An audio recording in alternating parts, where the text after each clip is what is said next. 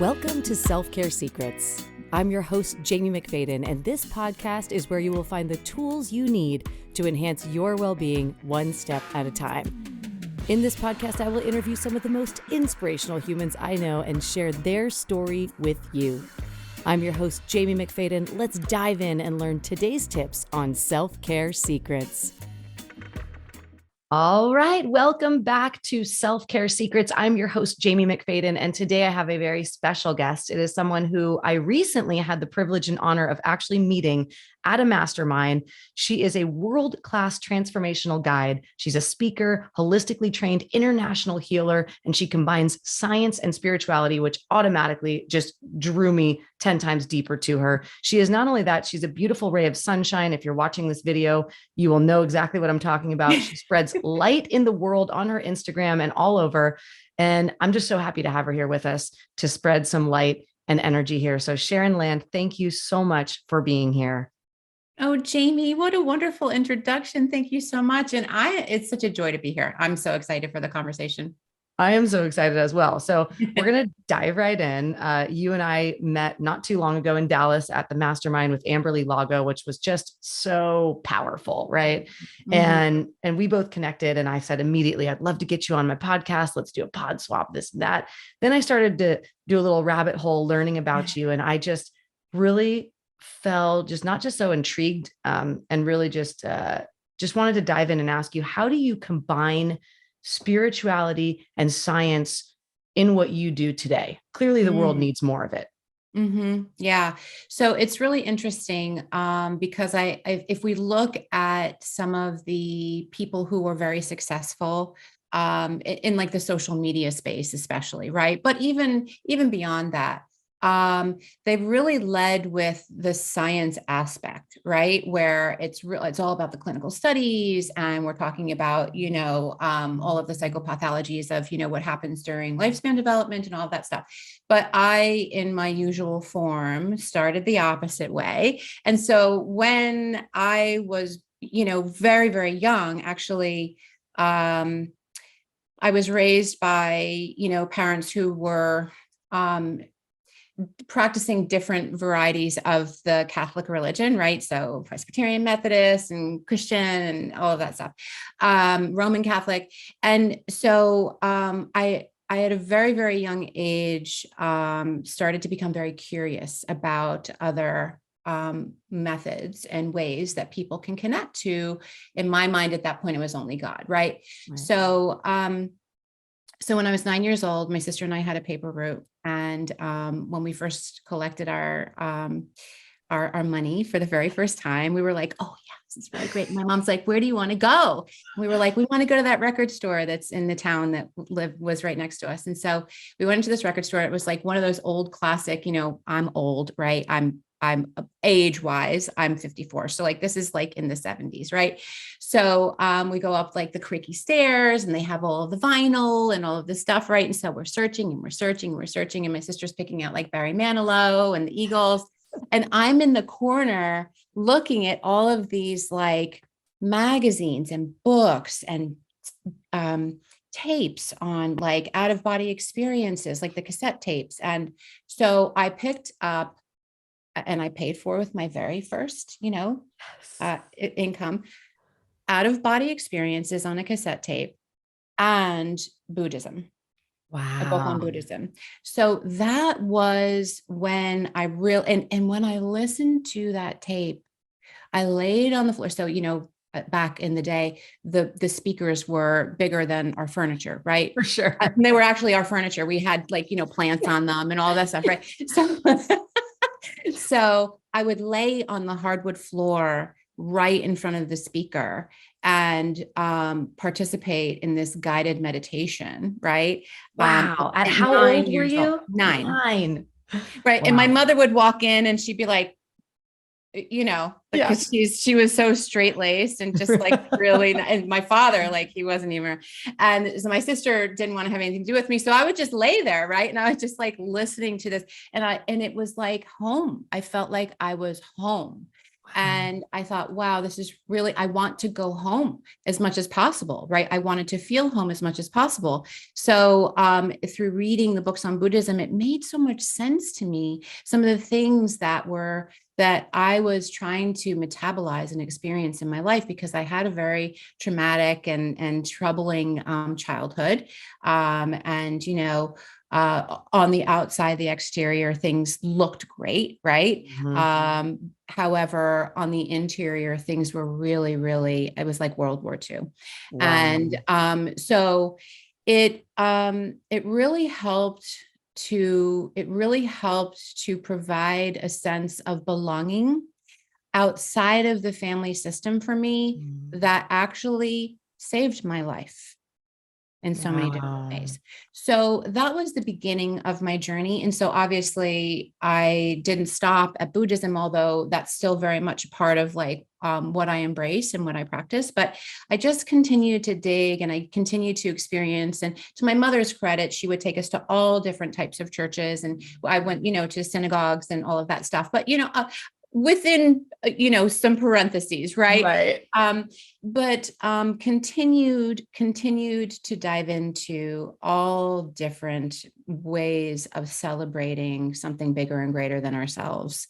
And how beautiful it was to understand that, that we all at some point just connect to love. Right. And so that was really the piece for me. And that was really what was part of my practice. That was part of how when I became an adult, would serve, was really through that spiritual lens and that spiritual piece. Right. And it wasn't until later that I really started the study of, all the clinical aspects and all of the things. Wow. So okay, I love this because now I feel even more connected to you. Of course, I think about, when you were talking and it just brought up for me, I'm like, wow, I went to a Catholic school as a child, but I was raised Greek Orthodox. And so it was very confusing because although there's a lot of similarities, you can't take communion in the Catholic church. So then I was ostracized at the school, but then in the Greek church, they're like, well, you're not really Greek because you're going to Catholic school and you're only half Greek. So then, as a child, I remember feeling like you was similar. And then we had in our house, my dad was a really struggling with addiction. And so we had a home where it was there was a lot of tumultuous stuff. He was my favorite person. And at the same time, as a child, I could see how bad he was struggling, but didn't know how to fix it, help it, besides be a codependent like my mom.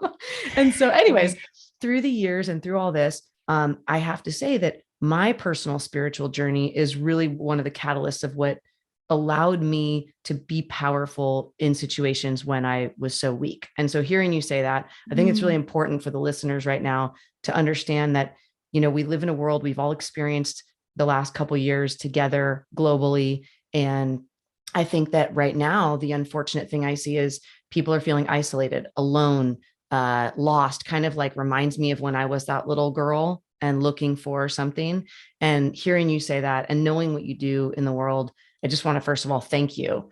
And I'd love for you to now share with us a little more of your story, because I love hearing this about, so you got really in touch with your spirituality. You did say you had some traumatic things going on at home. Do you feel okay to talk about any of those experiences now? Yeah. So the other part to add to the spectrum, right, of this beautiful kaleidoscope of life and our landscape of life that we all get to live, right? So for me, part of my landscape was not just the fact that there were all of these things that were going on within the family system, which were very traumatic. Both of my parents did the best that they could. And we can talk about, ancestral trauma and epigenetics, which is a great tie-in after this, right? But really, honestly, what it all boiled down to was the fact that from the very, very early age, actually in the womb, was my first experience of trauma with like a capital T, right? So that's where I first learned how to dissociate, right? Was in the womb, because it was very, very traumatic, what my mother was experiencing. So it became a very kind of unsafe place for me while I was gestating, right? So talk about codependency. Like I was really being imprinted to believe that like, if my mother wasn't okay, then I wasn't okay. Right. And so my mom had a really hard time regulating her emotions and working through seeing things in a way where there was compassion and to be able to receive any kind of constructive, not even criticism, but just kind of like to allow some space holding for somebody else's experience. Which we now know goes right on the cluster, the access to cluster B personality disorder spectrum, as well as the fact that my father also did. And there was a lot of unhealed trauma on both sides. So, um, so part of the fact that I did experience that in the womb actually completely awakened all of my gifts. So when I was born, I was like a jacked up antenna, right? I guess that's the best way to put it. And Wow. so and I would get all of the feedback like, oh, you were such a good baby and you just were so content and all you did was eat and sleep and da da da. And it was because literally in the womb, like I was programmed to believe like my needs weren't going to be met. Right. So like, why bother? Do And I you had already remember this? figured out my coping style. Well, so through part of my healing, actually, Mhm. like later on, I actually was able to go back into the womb, and I'm writing a book. And in my book, I actually have the description of the dissociation and where I went and the experiences that I had, and the fact that that is where I actually started my meditation practice. Right. Wow. So, which is why when I started to do the guided meditations, it felt like home.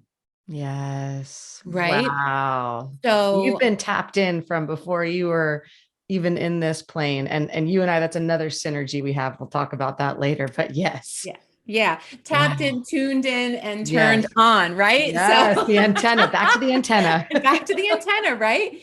So because of that, like I was clairvoyant. I was able to see things. I was able to hear things. I was able to taste things. My ability to be able to see disease. The earliest recollection that I have was like around 6 years old. Mm, Um, like actual experiences of working within that, like actually executing and asserting myself in the healing aspect was at 7. So part of the next phase of my trauma was the fact that I was in this world, right, in this mhm. system that really highly disregarded those things. And so the like that's not okay. You need to look a certain way. You need to act a certain way. And so there was a lot of like dismissing, there was a lot of actual abuse that occurred from the fact that I was just like, well, what are those black things that I see like coming out of that lady's mouth? Right. And they're just like, what are you talking about? Like, there's something wrong with Wow. you. Right. Right. And so I learned very early on, like, ooh, okay, so the thing that I have inside of me, which is the strongest thing, right? Like, kind of Mhm. like if you are looking at just a blank canvas and there's this beautiful rainbow crystal in front of you, you kind of like get attracted and drawn to Right. it. So it was kind of like that rainbow crystal was like twirling around inside of me, right? And I was like, ooh, over here, right? And it was just so intuitive and so instinctual, right? Yeah. It was like being in flow, and I didn't understand. I had a hard time understanding like that actually was not okay, which then Wow. I personalized as like I'm not okay, right? And so on and so on and so on. So that was really the beginning, Mhm. right? Of a very long history of, unfortunately, a lot of unfortunate events and a lot of trauma outside of the home as well as inside of the home, and Right. abuse. outside of the home as well as inside of the home. And, you know, unfortunately, I don't think that as many people talk about it as need to. I was always, if you were to ask my family like how I was, they would say that I was outspoken, rebellious, right? Because even like the thing that I came in with a soft approach on, it was just like so out of the box for them, right? That they were just like, what? You know? Like, well, I Yeah. just thought you know, I'm just right. So I really became programmed very early on to like just shove who I was away. And then I just became like the doormat for anybody because I had no true north, right? Right. Because like my true north, I was told didn't exist, shouldn't exist. And so I just, you know, somaticized a lot of my experiences and started experiencing a lot of, you know, disease at a very early age. Autoimmune, obviously, which is like we know there's such a connection between autoimmune issues, Mm-hmm. all of them, Yes. right? And they love to have friends. Yes. So, you know, so all of those things started happening. I would put myself in front of, you know, Western medicine, and they were just like, you just need to figure this out. Like that's, Yeah. you know, there's something wrong with you. Right. Right. Which again, it was like, so, so which really turned my passion into the fact that there are so many people who are well-intentioned. I don't think that there's any, but I really truly believe in the goodness of all people. Um, Same. but I also believe that sometimes we just place ourselves in spaces where we're really not meant to be serving, Right. and because our egos get in the way, or because of our pressure or our stress, or you know, financial concerns, or the fact that we're blind to some of the systems that we're saying yes to, which really are actually like feeding and breeding disease and all of the things, right? Yeah. That we're hurting people along the way. So part of my greatest passion, and I've realized my purpose work is to really help people to learn and discern, first of all, listen to themselves, even if it doesn't make sense, Mm-hmm. right? It makes Mm-hmm. absolutely no sense whatsoever for you if you're feeling sick to, you know, not listen to what this doctor is saying. Yet, Mm-hmm. if there's something inside of you that's saying, it doesn't sit right, then don't go to the next step yet. Right. Right. Try and figure out what it is. What's the message? Where do you need to go? Allow yourself to just kind of be pulled in the direction, you know, and when that happens, you usually find a much deeper state of correction, root level healing, and all of Right. those things, right? Right. Um, so Yeah. yeah, so Well, and that's I, really I it. want to ask you because everything you're saying right now, first of all, my audience reaches out to me very often and they let me know that they love all the inspiration and the real life stories that they're getting from people. And also kind of some tips along the way for how to not do the things that they're continuing to do. Right. So, for Mm, example, you brought up, and once again, you and I have some very deep synergies. I was also told as a young girl, what's wrong with you? Because I had a very spiritual connection. I could mm, see things before they happened, mm, clairvoyancy. And I even got exercised. I was put on all these different medications from doctors, and my parents were like, we don't know what to do with her. There's something wrong with her. So, of course, right. And so as a parent now, I have a 5-year-old daughter who is, my heart walking out of my body. And I want to do my best to not pass down, any of those types of things, but also to be like, not my family now, sometimes like you're too open with her, you're too honest with her, you talk to her like she's an adult and she's only 5, or those kind of things. mm, And at the same time, I feel really good about the steps that we're taking in that journey. But I would love for you to share, just based on what we're talking about right now, because you and I both had a similar experience as a child, to be mm, connected, right, to our mm, to our deepest self. And yet the people we love the most around us were telling us like, no, that's wrong, no, that's mm, bad. So then we kind of got into this conditioned mold of, okay, let's just do what we're supposed to do because we're supposed to do it, is what mom and dad and whoever else is saying. mm. Is there anything that you could share? Because most of my audience is busy working moms, and they're Yeah. consistently looking to me and my who I'm interviewing on, tips on how do we talk to our kids about some of the uncomfortable things, or I think can you shed any light on that from your experience and your wisdom? Yeah.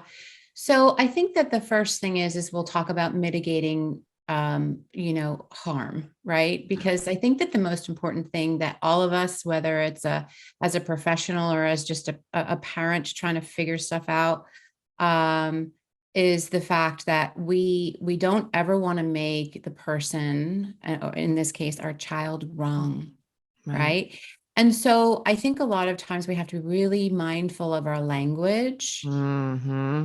um, and um, and also realizing that if you're not prepared to hold space in a non-judgmental way, it's okay to put a pin on it and say, hey, listen, what you have to share with me is so important, yet my mind is be human. Right. Right. My mind is going in a million different directions, and I don't feel like I could honor how special this is right now. So could we just take 10 minutes, and like in 10 minutes, right? So even if they're four, you can say when the Mm-hmm. clock says 2.10, Yeah. right? So when it says 2.10, we're going to sit down and we're going to have a talk about this. Mm-hmm. Right. Because when we're busy parents, and I was that person too, right? So I have two beautiful daughters, they're 19 and 25. And, I was, the super performer, right? So I was working full time. I was an entrepreneur. I had my own business. I took care of the household. I took care of all the finances. I, did all of the things, right? And so part of what I realized is the fact that, and this is a little bit of a little stone to toss to all of our beautiful parents out there, is the fact that, sometimes busyness is part of our own disease. And I was handed that down.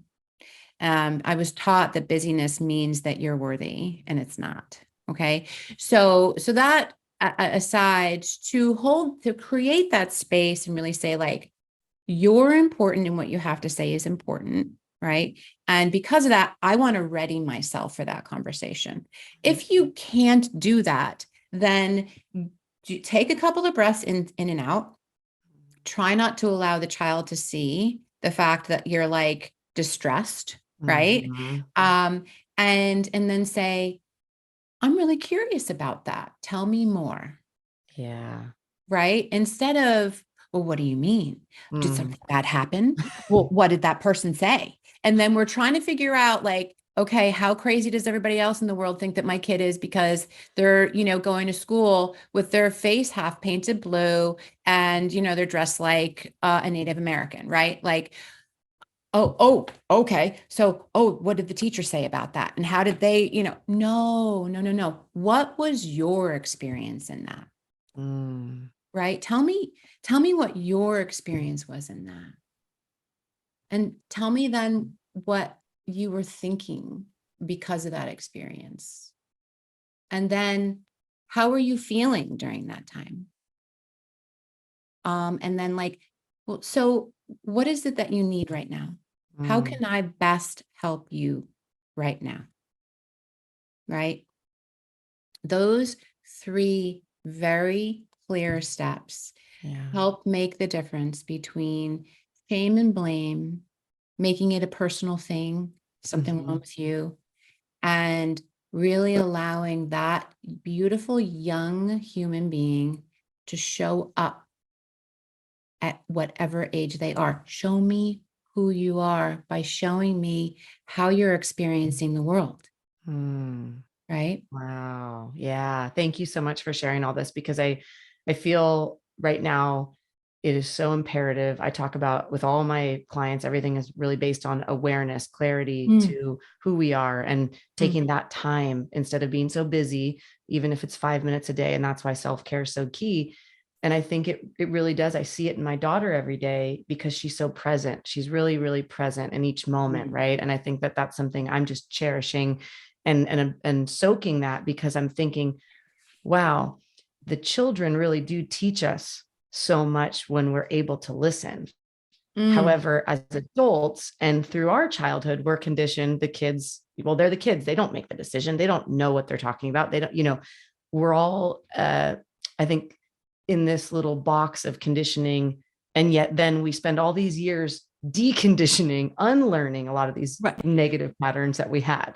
But don't you think too that, and I know there's a question there, but like, don't you think too that one of the reasons why as parents we do that is because we're just so afraid that we're doing it wrong? For Right. sure. So we feel pressure to look for the thing that's wrong. Yeah. Right. Like, oh God, Absolutely. how bad am I jacking this kid up? Right. Right, Like, right. Right. No, if we're to keep it real, for sure, because all the parents that I work with that I know that I love and adore, we all joke on the, behind the scenes, we're like, I don't know if I'm doing this right. I'm doing the best I can. I'm sure my mom was too, but like, oh no, like yeah. So thank you for also shedding light on that, because I think sometimes we do also take it so serious to the degree of, and really we're doing the best we can. And I think that that's beautiful in and of itself. So for parents that are listening right now, what Sharon's saying is, hold space for your children and hold space for each other too. I don't think this just goes for our children. I think right now we're in a world where many people, I get messages all the time from people who are feeling really depressed, down, anxiety and things like that. And they're saying, I feel so alone. Like you talk about a village, Jamie, and I don't feel comfortable because I don't know if I have a village or who my village is or this and that. And so I think just what Sharon's saying is if we could all collectively start holding more space, A, for ourselves to identify who we are, and B, for each other. So thank you for that's, I think that's just brilliant. And now to carry on with your journey. So I know you hadn't always been a psychotherapist. I remember you specifically telling me that you worked with horses, and I'm like, well, that's pretty cool. So maybe talk a little bit about your journey from, your childhood. Obviously this is very long, like a, extended journey, but if we can shorten it into some of those key moments that actually led you to, because this is all about self-care secrets. So some of those pivotal light bulb moments that made you aware that you had to take care of yourself. And what did that look like? Like, I would love to know that. And then we'll get into what you're doing now. So with regard to the equestrian piece, so when my sister and I were young, my sister and I are 14 months apart. My sister's older than I am, so which is one of the reasons why it was so stressful. Thank God I was a good baby, right? But when we were young, like I was 6 and she was 7, somewhere around there, someone gave us both a gift of horseback riding lessons. So at a particular farm, which wasn't too far from us, and so we both became just really, really hooked. And we were like the little interns, right? So there's just so many beautiful stories that have occurred. And that's actually like was the first healing that I did was actually on a horse. And it was just really incredible, really, really. And that was around 7. But so it was such a poignant part of my life in so many different ways, because my mom, we were very young, and my mom would just drop us off in the mornings. So during the school year, she would drop us off on the weekends, and we were very, very young, too young to be doing that, but very young without parental supervision. But, and so my sister and I would work there at the farm all day. And then like, we would secretly hope that maybe like somebody would like chuck a horse towards us that we could ride. Right. So the more that people saw like these little hooligans, actually knew what they were doing and could handle horses. And, again, 7, then I was 8, then I was 9, all this stuff. Right.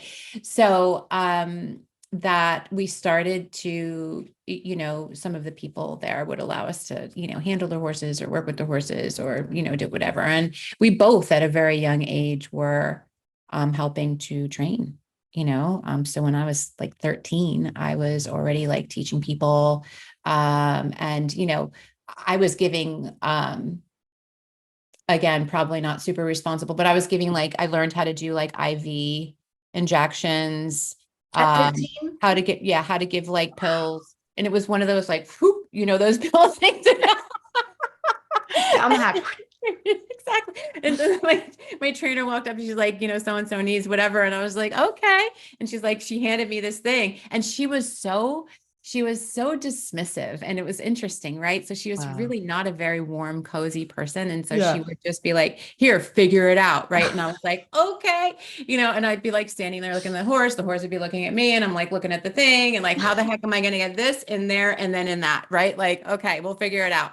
So, and I did. Right. So maybe that was faith in me. Maybe that was her faith in me. Maybe that was just her trying to survive herself. I don't really know, but what I do know is that it was probably one of the most impactful real life experiences and relationships of self to self and developing my own identity. It was really the only place that I felt like I could actually take up some space, not a lot, but some, right? Mm-hmm. So that was always something. And I was an artist also, and I would always be making things, creating things, and whatever. So when I went to college, and when I was in high school, I actually took college classes. We live close to Manhattan, so I took college classes at Fashion Institute of Technology. Oh, So yeah.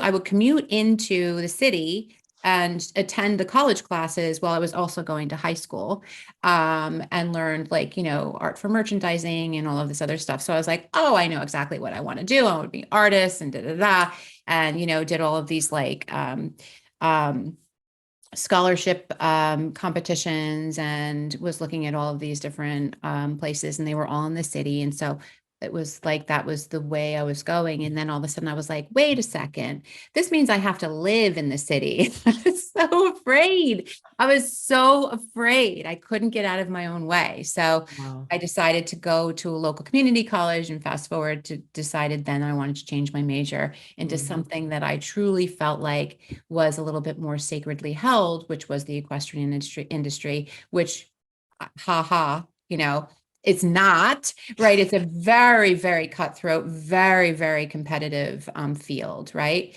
So I majored in equestrian science for college.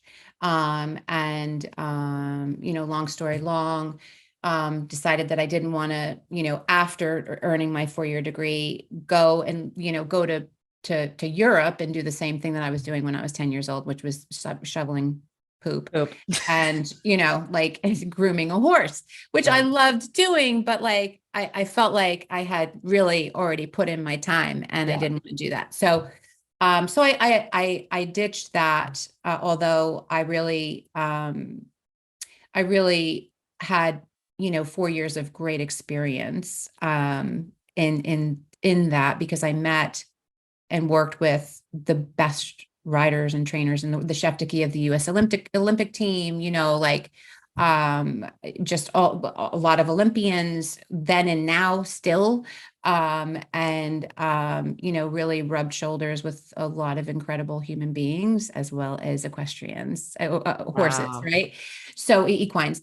Um, so, I circled back around. I went into social services, and I actually was a social worker right out of college, and worked with juvenile in a juvenile detention facility with kids who were incarcerated for a variety of things, Mm-hmm. and was the court liaison and the counselor for the kids. And then moved to the state of Tennessee and worked for the state of Tennessee to help to prevent kids from being placed in state's custody. So I would have to actually create all of the wraparound services. And it was at the time when we had beepers and cell phones were in a box, Yeah. Yeah. and so I was on call, and I would have to go, to help to salvage the family unit, to help to keep the kids in their homes. And then, moved on to directorship of a homeless shelter and worked with adult men and helped with the, shelter resistant homeless and created programs for them. And then I was like, okay, whoo. And I was like 29, right? Like Wow, high young. performer. Wow. From artist, you stayed an artist though the whole time because Yes. you were creating, quite frankly, Yes. all of this. Yes, major manifester, right? Wow. So I was like, well, I've already worked my way up to the top. I don't want to be the executive director. I was already like an advisor on all of these mental health boards. There was this more volunteering, more public speaking. I was a public speaker for the United Way. I did all of these incredible, fundraising things. And so I was very young, right? And I thought, well, I want to make more money. I want to see what else is out there. And so that's when I transitioned and worked for the Japanese chemical company. It was a very traditional Japanese company. I was the first full-time woman who was hired for the company, who wasn't an engineer. Everybody else was an engineer. I was an artist and a social worker. And I was like, no problem. Give me this stuff. And they gave me like a book that was 7 inches thick of like polymers and polymer chains and heat flashes and production and extrusion and blown film and, injection molding and like manifold systems and all of this stuff. And I'm like, no problem. And I became their best salesperson and then, created programs for them and then became their national sales manager. Wow. And I was dying because I was denying who I truly was. And I was, there were many, many, many different things going on. Right. So that's when I said, I'm going back to what I love. And that's when I went back all in as a professional equestrian. And at that time, I had my kids. And so I had my little pocket ponies with me and we would go, and it was the best life for them because they grew up just like I did, moving hay bales, riding on tractors, being my little assistants and feeling super important, making great friends and family that they'll never forget, having experiences watching their mother run a very successful business, and doing it in a way that I, in usual fashion, said, I'm not going to do it the way that everybody else is doing it. Right. Yeah. I am going to do it in a way that I think is the best holistic way. So I was emphatic about the horse's health, what their nutrition, their conditioning, the mental health of the riders.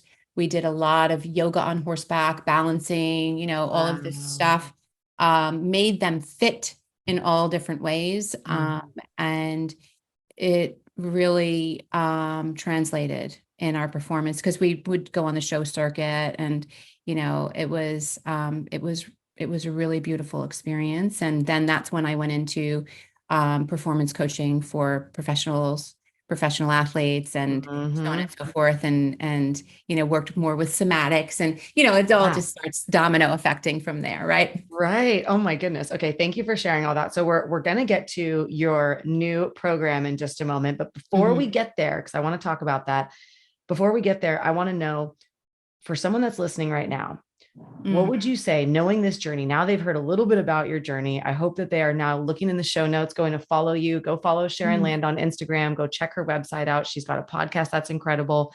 And when you learn a little bit more about her, I want to know, what are some of your, if you were to call them self-care secrets, your non-negotiables, or something that you just talked about right now, how a lot of things stemmed from your childhood. And then you first kind of stepped into who you actually felt like you were with the horses in the beginning, back when you were so young. Is there any certain light bulb moments like that throughout your life that you can recall because I want people listening to know, okay, we talk about exercise, sleep, hydration, nutrition, right? These are all, of course, we could talk about these all the time, but I want to kind of dive into look at your journey. Looking back, what were some of the secrets to your self-care that brought you here today? Yeah. It's a little bit oddly placed in what we typically see flashed in front of us, right? But every day, find a different way to learn how to trust yourself. Can you give any now tangible? Because I know sometimes people are going, well, I don't even know how to start. Any kind of steps or tips for someone if they're saying, okay, I want to learn to trust myself because my gut tells me one thing and then I go with asking a friend or somebody else, right? What are some steps that someone could do to start trying to trust themselves? Well, start where you are. You first have to know where you are with that, right? So maybe start by saying, okay, on a scale of 0 to 10, 0, I don't trust myself at all, to 10, I 100% trust myself, and just start today and just say, how much do I trust myself? I love that. Right. And then say, okay, so maybe tomorrow I want to trust myself 5% more. Right. We make so many decisions every single day that Melissa, actually, Mama Bear, right? She said, I forget how many, Over 30,000 decisions every over day. 30,000 decisions that we make every day, right? So what I notice is that I would get paralyzed in making silly decisions, what to wear, if I should wear makeup or not, hair up, hair down, right? Should I put lemon in the water or not?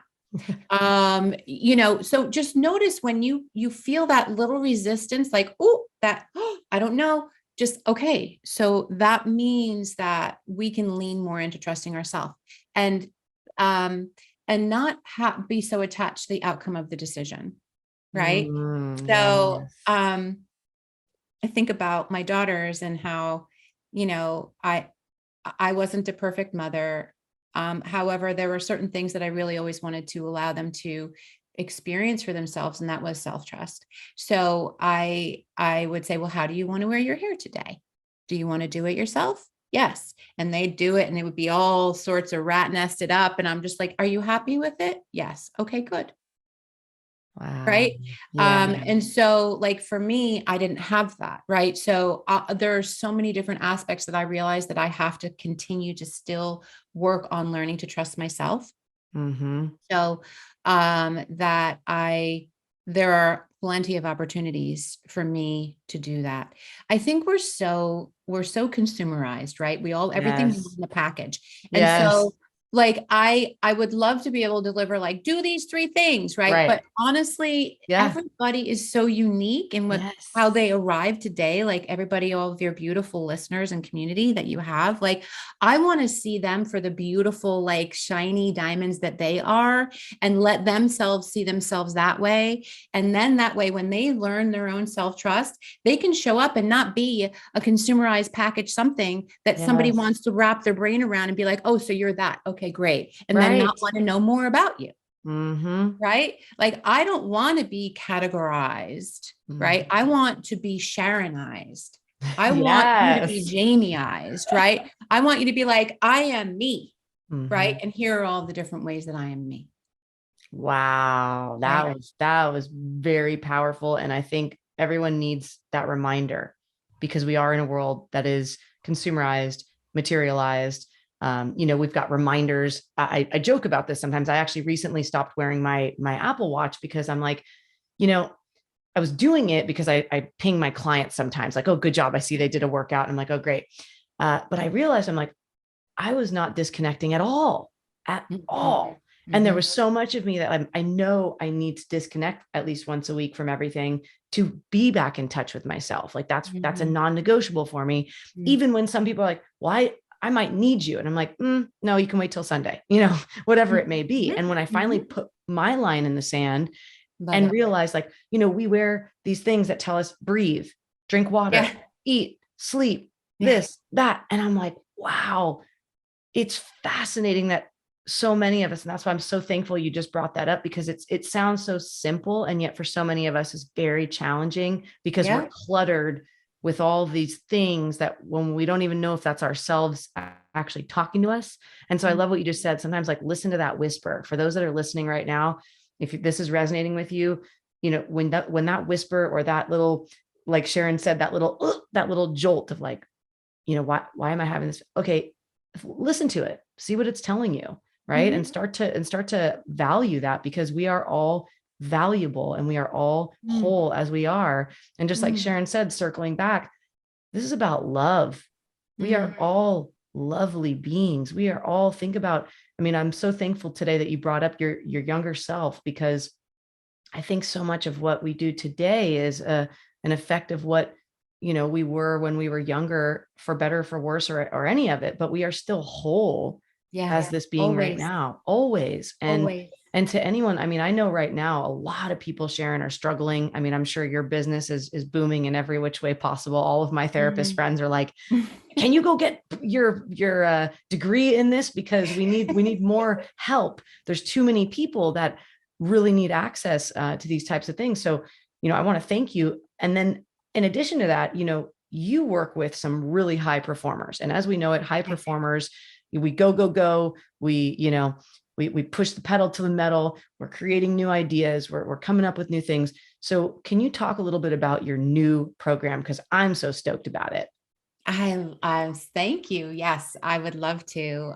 So the program is called Prismatic, and very much just like that description of that beautiful rainbow crystal that we saw, right? Mm-hmm. I believe, and part of it is also like the way my brain works, is that like I we are many things. We are multi-dimensional beings. And I think that because we're chasing things like algorithms and sales funnels and all of these different things, and wanting to ensure and have this insurance of success, that we believe that we have to just kind of niche ourselves way, way, way, way down, right? And so I really created a program that I needed, Mm. right? Mm-hmm. And I am bringing myself as I am because it's who I needed, Mm. right? And so I did a lot of work to get to this point of having all of these different, like, kind of authorities and masteries in all of these different Yes. areas, because I didn't want it just to be like, oh, well, I want to teach you how I healed, right?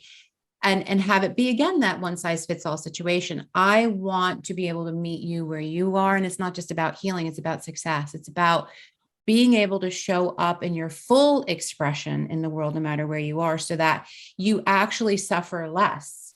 You actually have a longer standing success, because there's not as much work that we have to do when we are just kind of like so comfortable with who we are in all of the ways, right? Right.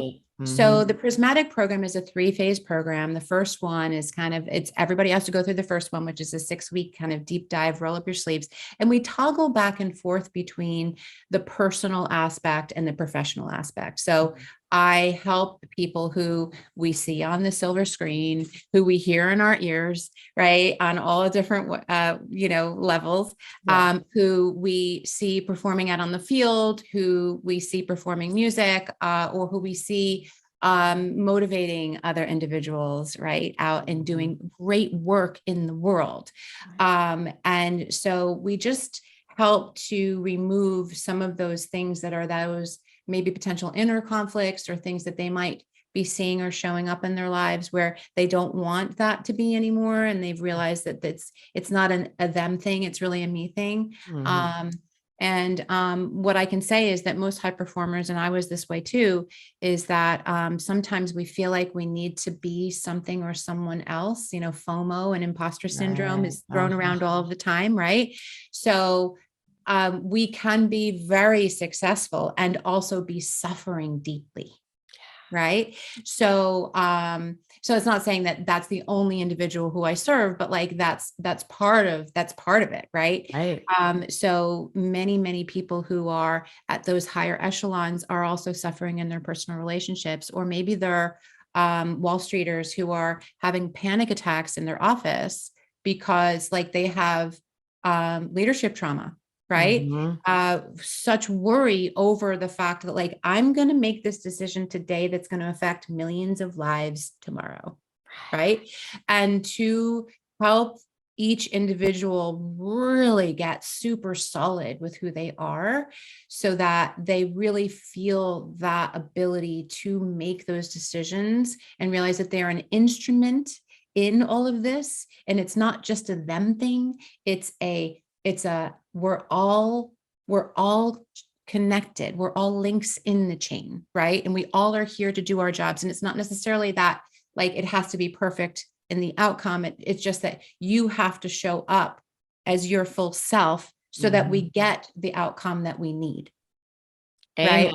Yes. So anyhow, so it's a 3-phase process. The first one is 6 weeks, and then I have 2 others. And the thing that's beautiful about it is because of the fact that, we tend to, in our high performance world and lives, have non-traditional hours and all of that stuff. So they get me.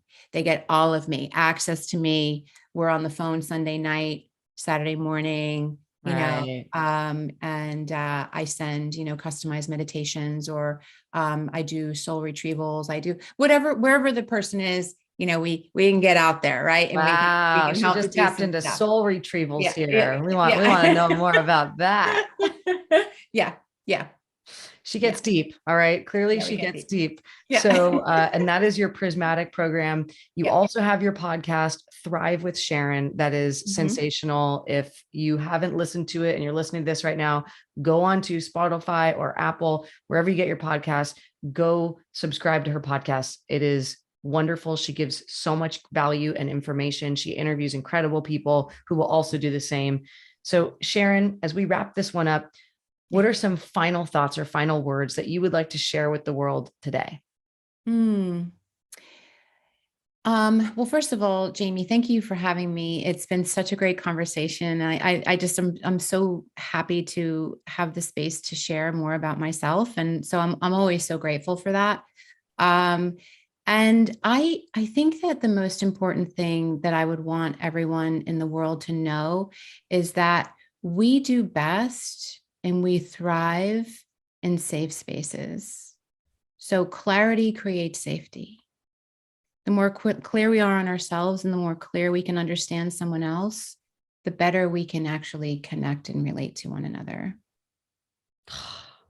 Wow. If that wasn't so well stated, profound, beautiful. Thank you for wrapping that up with a little bow.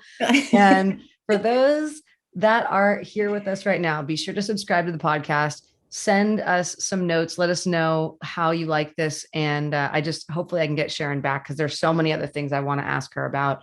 And truly, Sharon, thank you for all the work that you do in the world. Thank you for how you show up being your authentic self. Thank you for sharing your light, for sharing your love with each and every one of us. And I want to thank you and honor you. And I can't wait to see what you and I can come and collaborate with together. Oh, it's going to be good. Yes, it will. So thank you, everyone. That is our episode of Self-Care Secrets. And remember, the self-care secret today is start to trust yourself one baby step at a time. Start where you're at. Think about that today as you go through your day. When you start to feel that intuition, when it's speaking to you, take a pause, maybe take a breath, and just allow yourself to listen to yourself. So Sharon, thank you for that reminder. And to everybody, thank you so much. We'll see you next time. Thank you for tuning in to Self-Care Secrets. Be sure to subscribe to the podcast, and if you resonated with this episode, please share with a friend. The best way you can help us grow is to share your personal experience. This podcast is produced by Louis Martinez and the Paper Street Film Company. Don't forget to like and subscribe and leave a 5-star review, which helps us continue to produce great content.